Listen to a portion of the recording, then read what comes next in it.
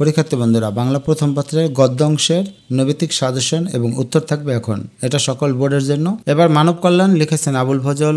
প্রাবন্ধিক আবুল ফজল কত সালে জন্মগ্রহণ করেন? 1903 সালে। আবুল ফজল কোন বিশ্ববিদ্যালয়ের উপাচার্য ছিলেন?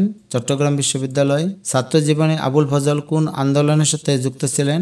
বুদ্ধির মুক্তি আন্দোলন। চৌচির কোন ধরনের রচনা? এটা হচ্ছে উপন্যাস। মানবতন্ত্র প্রবন্ধটির লেখক আবুল ফজল। এক মুষ্টি ভিক্ষা দেয়াকে আমরা মানব কল্যাণ মনে করি কেন?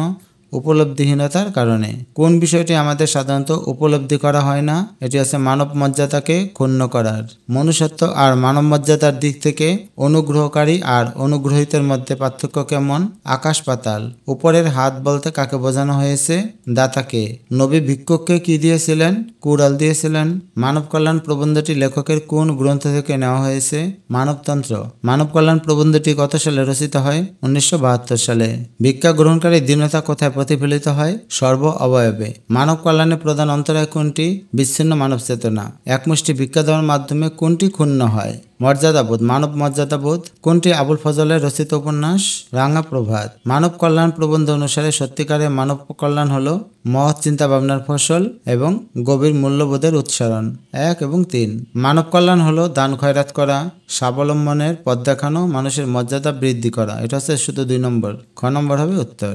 সত্যিকারের মানব কল্যাণের জন্য কোনটি অপরিহার্য? স্বাভাবিক অধিকার ও মানব মর্যাদার স্বীকৃতি। মানব কল্যাণের সঙ্গে অবিচ্ছেদ্য সম্পর্ক কোনটির? মানব মর্যাদার। মানব কল্যাণ মানব অপমানে পরিণত হওয়ার কারণ?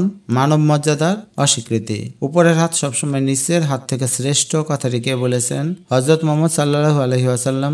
মানব কল্যাণ আসলে কি? মানব কল্যাণ হচ্ছে জাগতিক মানব ধর্ম। মানব কল্যাণ প্রবন্ধে কল্যাণময় পৃথিবীর জন্য প্রয়োজন মুক্তবুদ্ধি। মানব কল্যাণ প্রবন্ধে রেশনাল শব্দটি কি কি অর্থে ব্যবহার করা হয়েছে? বিচক্ষণ।